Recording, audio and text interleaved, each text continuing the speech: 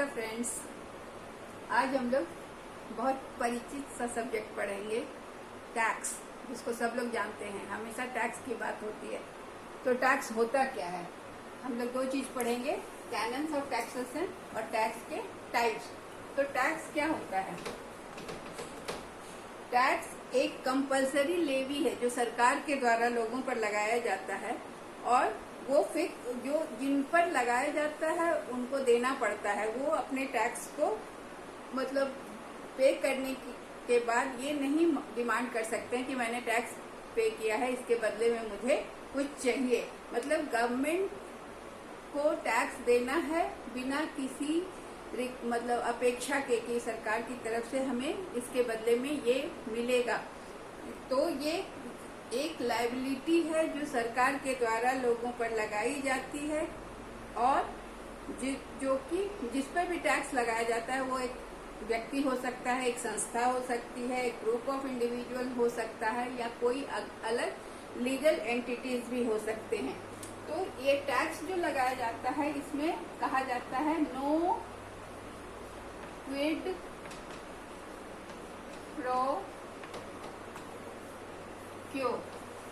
इसका मतलब होता है कि कोई भी आपको बदले में कुछ भी, सरकार ये नहीं कहती कि आप टैक्स दो, मैं बदले में आपको ये दूंगा। ये अलग बात है कि सरकार हमारे ही टैक्स से हमारे लिए सुविधाएं बैठाती हैं, सड़क बनाते, रोड बनाती हैं, ब्रिज बनाते हैं, ये सारी चीज सरकार करती है। लेकिन हम इसका दावा नहीं कर सकते कि हमने टैक्स दिया है इसलिए ये सड़क हमारी है, इस सड़क पर और कोई नहीं चल सकता। ऐसा नहीं, सरकार हमसे टैक्स लेकर सार्वजनिक चीजें बनाती हैं, पब्लिक के यूटिलिटी के लिए चीजें बनाती हैं।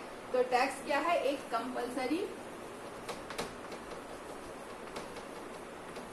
लेवी है या इम्पोजिशन है सरकार के द्वारा, जिस पर लगाया जाता है उसे देना पड़ता है। वो अपने टैक्स को शिफ्ट नहीं कर सकता किसी दूसरे पर। तो कुछ टैक्स हर तरह के होते हैं, जिसमें हम देखेंगे टैक्स के टाइप्स, और उसमें पता चलेगा कि कौन सा टैक्स किसको डायरेक्ट देना होता है और किसको कोई टाल भी सकता है। तो ठीक है, इसके पहले हम जानेंगे कैनन्स ऑफ टैक्सेशन, टैक्स के सिद्धांत। कैनन्स का मतलब हुआ सिद्धांत। एक कोई भी गुड जो अच्छा टैक्स सिस्टम होता है, टैक्स क्या है? सरकार के द्वारा लगाया गया है, सरकार की फिस्कल पॉलिसी के अंदर आता है।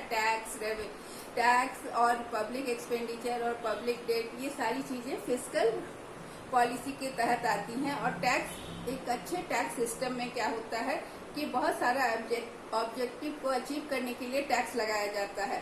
तो जो भी टैक्स लगाया जाता है वो कुछ सिद्धांतों पर आधारित होता है, मनमाने ढंग से टैक्स नहीं लगाया जाता है।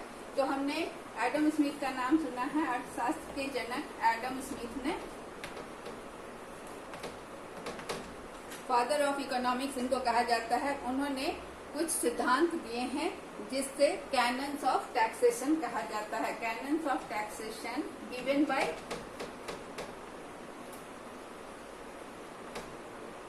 आज हम एडम स्मिथ के द्वारा दिए गए कैनन्स ऑफ टैक्सेशन के बारे में पढ़ेंगे, जो कि 4 हैं।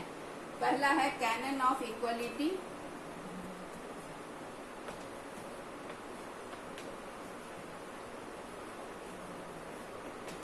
समानता का सिद्धांत। दूसरा है कैनन ऑफ सर्टेनिटी,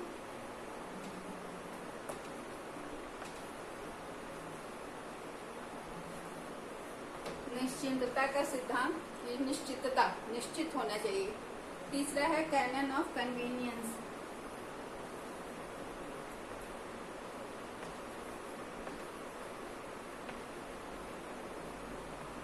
सुविधा का सिद्धांत। और चौथा है कैनन ऑफ इकोनॉमिक, मितव्ययिता का सिद्धांत।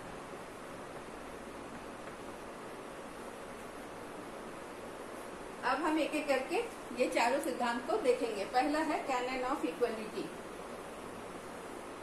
कैनन ऑफ इक्वलिटी का मतलब क्या है कि यहाँ पर ये सिद्धांत ये नहीं बताता है कि हर व्यक्ति को इक्वल टैक्स पे करना चाहिए। जब सब व्यक्ति को इक्वल टैक्स पे करना होगा तो क्या होगा, गरीब को ज्यादा बोझ उठाना पड़ेगा और अमीर को कम, गरीब शायद दे भी ना पाए टैक्स। तो इसमें है कि everyone should pay tax according to his ability. ये बोलता है कैनन ऑफ इक्वलिटी कि टैक्स को पे करने में जो सैक्रिफाइस है वो इक्वल हो। जैसे अमीर को ज्यादा टैक्स देने में कम जो सैक्रिफाइस करना पड़ता है वो कम होता है, और गरीब को कम पैसे देने में भी ज्यादा सैक्रिफाइस करना पड़ता है। तो ये कह रहा है कि यह कैनन हमें क्या बताता है कि इकोनॉमिक जस्टिस, ये कैनन इकोनॉमिक जस्टिस की बात करता है।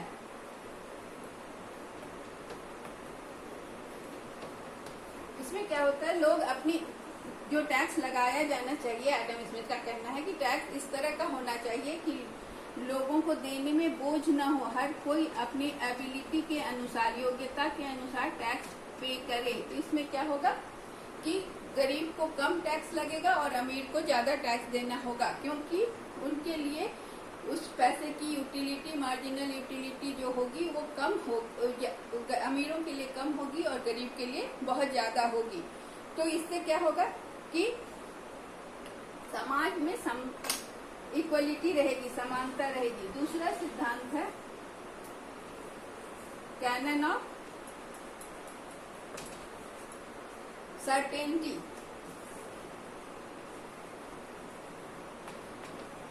निश्चितता का सिद्धांत, ये बहुत जरूरी है क्योंकि सरकार को बहुत सारे काम करने होते हैं टैक्स से। तो अगर टैक्स से आने वाला अमाउंट सर्टेन नहीं होगा तो सरकार अपना प्लानिंग नहीं कर सकती। दूसरा क्या है कि जो व्यक्ति को टैक्स देना है उसे भी पता होना चाहिए कि उसे कितना टैक्स देना है, वो उसका एक सर्टेन अमाउंट, उसका सर्टेन फिक्स्ड परसेंटेज होना चाहिए। ये नहीं कि आर्बिट्रेरी टैक्स लगा रहे हैं कि आपको इस बार इतना देना है, उसका अगली बार फिर मनमाने ढंग से टैक्स लगाया जाए। तो ये हमेशा सर्टेन होना चाहिए कि कितना टैक्स देना है, और सरकार को भी ये मतलब सर्टेन रहता है कि टैक्स से इतना रेवेन्यू आएगा जिससे वो अलग अलग मदों में खर्च कर सकती है। एडम स्मिथ का कहना है कि जब टैक्स का टाइम, पेमेंट का टाइम आता है तो जो पेमेंट का तरीका और उसके बाद manner of payment, time of payment और क्वांटिटी टू बी पेड, तीन चीज की सर्टेनिटी चाहिए। मैनर ऑफ पेमेंट, किस तरह से पेमेंट करना है,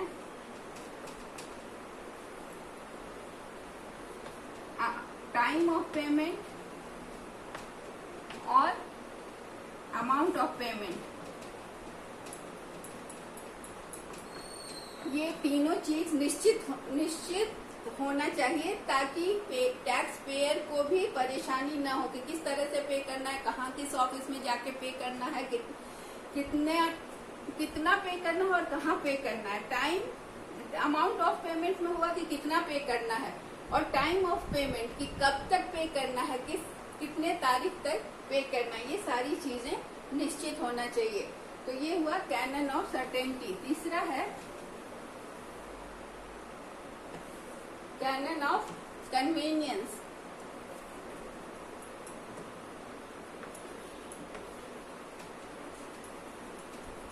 या सुविधा का सिद्धांत। इसमें एडम स्मिथ का कहना है कि टैक्स इस तरह से लगाया जाना चाहिए, लेविड एंड कलेक्टेड, मतलब टैक्स इस तरह से लगाया जाना चाहिए और इस तरह से संग्रह करना चाहिए कि टैक्स पेयर को भी बहुत सुविधा हो और टैक्स कलेक्ट करने वाले गवर्नमेंट ऑफिशियल्स को भी बहुत ज्यादा सुविधा हो।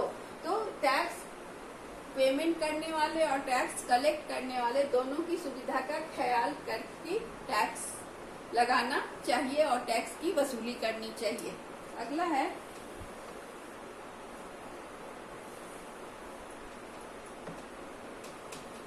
Canon of economy.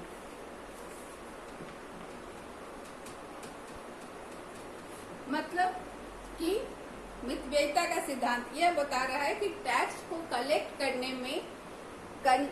करने का प्रोसेस बहुत कम्बरसम नहीं होना चाहिए, बहुत जटिल प्रक्रिया नहीं होनी चाहिए और बहुत सारे ऑफिशियल्स को नहीं उसमें इन्वॉल्व करना चाहिए। मतलब बहुत लोगों को लगाकर अगर हम टैक्स कलेक्ट कर रहे हैं तो जितना टैक्स आ नहीं रहा है उससे ज्यादा कलेक्शन का खर्च हो जाता है।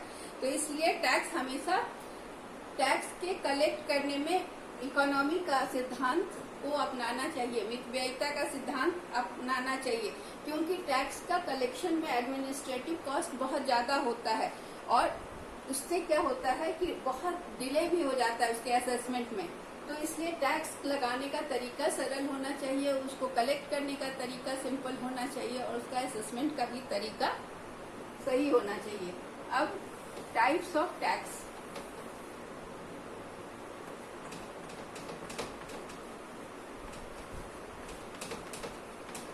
आज हम 3 तरह के टैक्स को डिस्कस करेंगे। पहला है प्रोग्रेसिव टैक्स,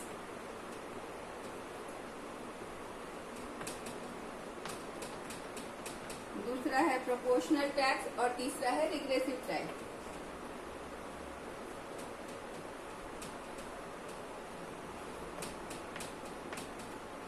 और तीसरा है रिग्रेसिव टैक्स।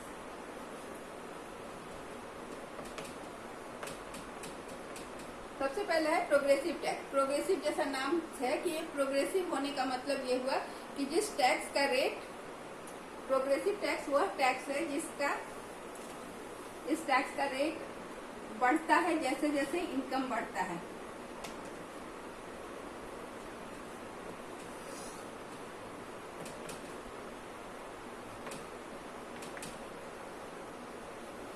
मतलब जैसे जैसे इनकम बढ़ता है टैक्स का रेट भी बढ़ता जाता है। मतलब हायर इनकम वालों को ज्यादा टैक्स देना पड़ता है, लोअर इनकम वालों को कम टैक्स देना पड़ता है। ये प्रोग्रेसिव टैक्स क्या है कि टैक्स पेयर की एबिलिटी टू पे के सिद्धांत पर आधारित है।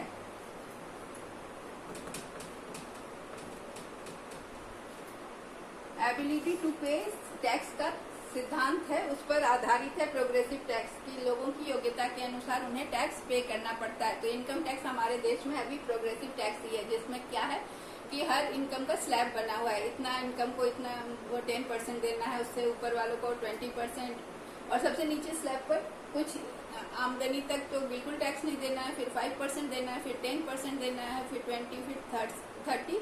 उसके बाद जिनका बहुत ज्यादा इनकम है उनके लिए सरचार्ज भी लगा हुआ है।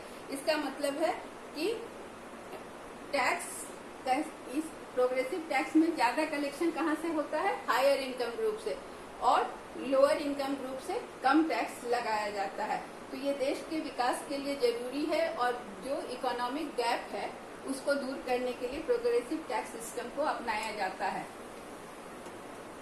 दूसरा है प्रोपोर्शनल टैक्स।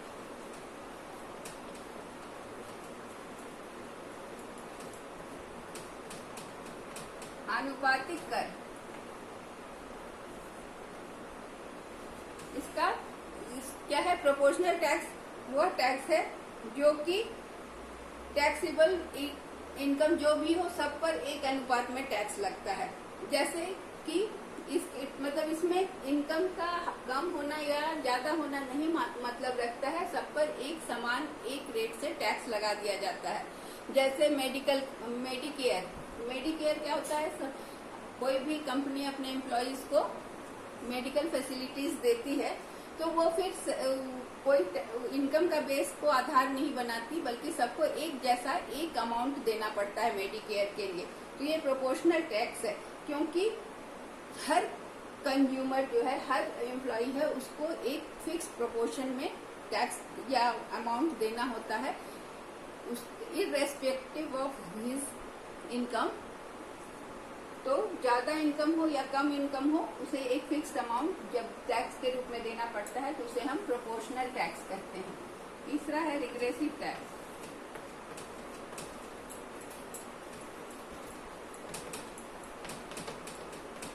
रिग्रेसिव टैक्स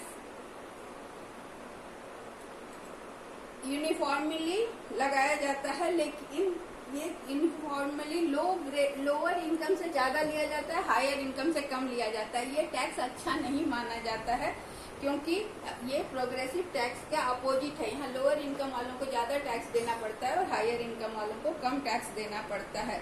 जैसे सेल्स टैक्स, तो ज्यादा कैसे देना पड़ता है? लोअर इनकम सेल्स टैक्स तो सबके लिए एक जैसा है। लोअर इनकम वालों को ज्यादा सैक्रिफाइस करना पड़ता है सेल्स टैक्स के पेमेंट में। सेल्स टैक्स के पेमेंट में ज्यादा सैक्रिफाइस किसको करना पड़ता है? लोअर इनकम ग्रुप को, और हायर इनकम ग्रुप के लिए सैक्रिफाइस कम होता है। तो ये टैक्स रिग्रेसिव टैक्स माना जाता है, ये अच्छा नहीं माना जाता है। इस तरह से हम 3 तरह का टैक्स देखें। और भी टैक्स होते हैं जिसे हम डायरेक्ट टैक्स और इनडायरेक्ट टैक्स कहते हैं। डायरेक्ट टैक्स वह टैक्स होता है जिस पर इम्पोज किया जाता है, उसे ही वो टैक्स पे करना पड़ता है। डायरेक्ट टैक्स जैसे इनकम टैक्स। इनकम टैक्स अगर आपके इनकम पर लगाया गया है तो ये आपको ही पे करना है, कोई दूसरा व्यक्ति आपके बदले में इसको पे नहीं कर सकता है, ना आप इसे शिफ्ट कर सकते हैं। दूसरा होता है इनडायरेक्ट टैक्स। इनडायरेक्ट टैक्स वह टैक्स होता है जिससे कि दूसरे पर शिफ्ट किया जा सकता है। जैसे क्या होता है, प्रोड्यूसर पहले टैक्स दे देता है, जब टैक्स इम्पोज किया जाता है उस समय वो पे करता है इनडायरेक्ट टैक्स, और वो टैक्स क्या करता है कि शिफ्ट कर देता है कंज्यूमर पर, कस्टमर पर। फिर बाद में कस्टमर्स को वो टैक्स पे करना पड़ता है।